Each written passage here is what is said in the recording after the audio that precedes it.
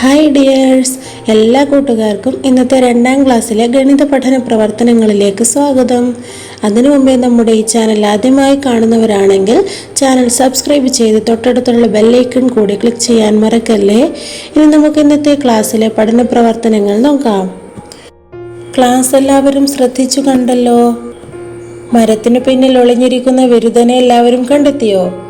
അതിനായി ചില സംഖ്യകൾ കൂട്ടി അവയ്ക്ക് ഉത്തരമായി കിട്ടുന്ന സംഖ്യകളെ അവിടുന്ന് മാറ്റുകയാണ് നമ്മൾ ചെയ്തത്. പേജ് നമ്പർ 49 കൂട്ടി എഴുതാം എന്ന പ്രവർത്തനവുമായി ബന്ധപ്പെട്ടായിരുന്നു നമ്മൾ ഒളിഞ്ഞിരിക്കുന്ന വിരുദ്ധനെ കണ്ടെത്തിയത്. അടുത്തടുത്ത 2 വട്ടങ്ങളിലെ സംഖ്യകൾ കൂട്ടി അതിനു താഴെയുള്ള വട്ടത്തിൽ എഴുതൂ. ഈ പ്രവർത്തനം നിങ്ങളുടെ ഗണിത നോട്ട്ബുക്കിലേക്ക് പകർത്തി എഴുതാൻ മറക്കല്ലേ. സംഖ്യാമാല പൂർത്തിയാക്കാനാണ് ഇവിടെ പറഞ്ഞിട്ടുള്ളത്. ഇവിടെ 4, 5, 6, 7, 9, 11 എന്ന സംഖ്യകളാണ് തന്നിട്ടുള്ളത്. മറ്റുള്ളവ തന്നിരിക്കുന്ന സംഖ്യകൾ കൂട്ടിച്ചേർത്ത് കിട്ടുന്ന അക്കങ്ങളാണ് ഇവിടെ എഴുതി ചേർക്കേണ്ടത്. 4 + 5 4 + 5 = 9. പിന്നെയോ 5 കൂട്ടണം 6 5 + 6 = 11. Then 6 + 7 = 13. 6 കൂട്ടണം 7 13. ഇനി നമുക്ക് അടുത്ത വരിയിലുള്ള 9 കൂട്ടണം 11 9 + 11 = 20.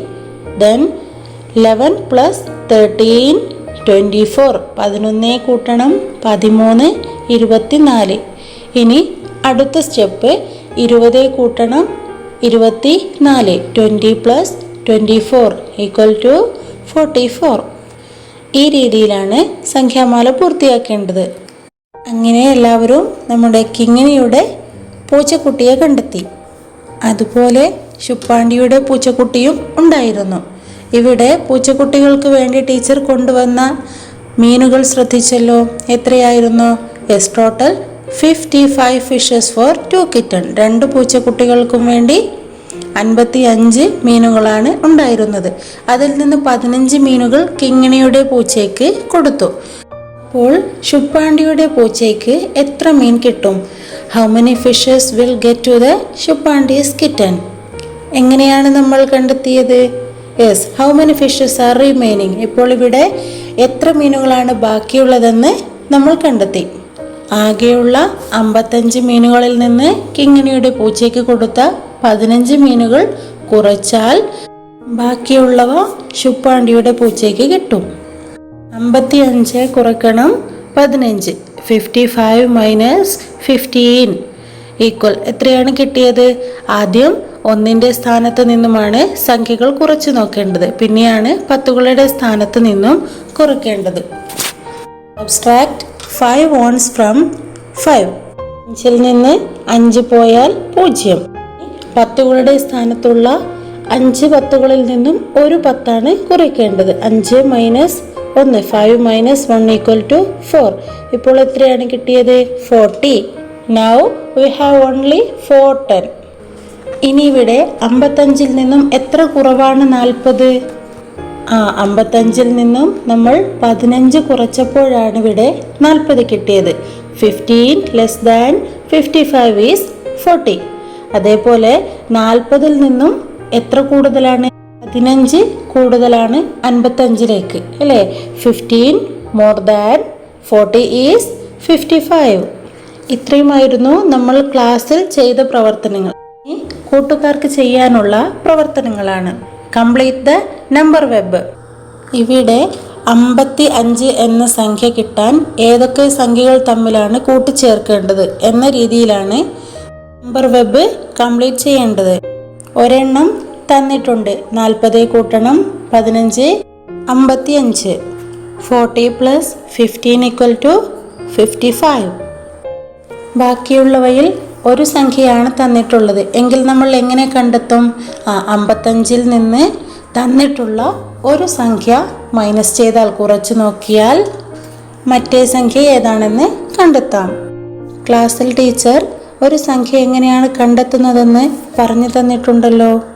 55 കുറയ്ക്കണം 23 = 32. 55 minus 23 equal to 32. Then next 55 minus 20 equal എത്രയായിരിക്കും? 55-ൽ നിന്ന് 20 കുറച്ചാൽ 35. എങ്ങനെയാണ് നമ്മൾ എഴുതിയത്? ആദ്യം ഒന്നുകളുടെ സ്ഥാനത്ത് നിന്നുള്ള സംഖ്യകൾ കുറച്ചു, പിന്നെ 10ന്റെ സ്ഥാനത്തുള്ള സംഖ്യകൾ തമ്മിൽ കുറച്ചു. 5 മൈനസ് 0 ഈക്വൽ 5. 5-ൽ നിന്ന് 0 പോയാൽ 5. Then 5 minus 2 equal 3. 5-ൽ നിന്ന് 2 പോയാൽ 3. ഇനി അടുത്തത് 55 കുറയ്ക്കണം 10 അല്ലേ? 55 minus 10 equal 40.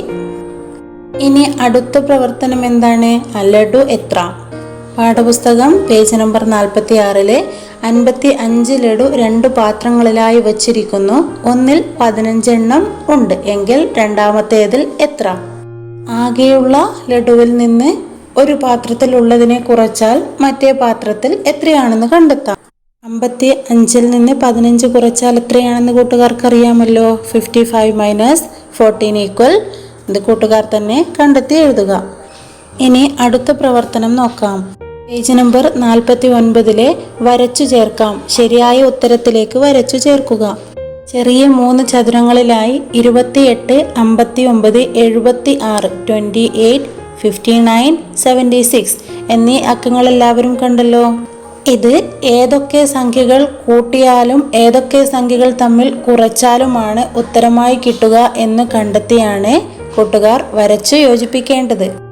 39 minus 11 equal to 9 minus 1 equal 8. 3 minus 1 equal 2. 28. 39 കുറയ്ക്കണം 11, 28. അടുത്തത് 79 കുറയ്ക്കണം 20. 9-ൽ നിന്ന് 0 കുറച്ചാൽ സംഖ്യ മാറുന്നുണ്ടോ? ഇല്ല. 9-ൽ നിന്ന് 0 കുറച്ചാൽ 9. പിന്നെയോ 7-ൽ നിന്ന് 2 കുറച്ചാൽ 5. അപ്പോൾ ഉത്തരം 59, 59. ഇനി 16 കൂട്ടണം 12 എത്രയായിരിക്കും? 16 പ്ലസ് 12 ഈക്വൽ 28. ഇതുപോലെ ബാക്കിയുള്ളവ കൂട്ടുകാർ തന്നെ സ്വയം ചെയ്ത് ഉത്തരം കണ്ടെത്തി വരച്ച് യോജിപ്പിക്കാൻ ശ്രമിക്കുക. ഇത്രയും പ്രവർത്തനങ്ങളായിരുന്നു നമ്മുടെ ഇന്നത്തെ ക്ലാസ്സിലുണ്ടായിരുന്നത്. പ്രവർത്തനങ്ങളൊക്കെ കൂട്ടുകാർ മനസ്സിലാക്കി കാണുമല്ലോ. ക്ലാസ് ഇഷ്ടമായാൽ ലൈക്ക് ചെയ്യാനും കമൻറ്റ് ചെയ്യാനും മറക്കല്ലേ. അടുത്ത ക്ലാസ്സിലെ പ്രവർത്തനങ്ങളുമായി വരുന്നത് വരേക്കും ബൈ ബൈ.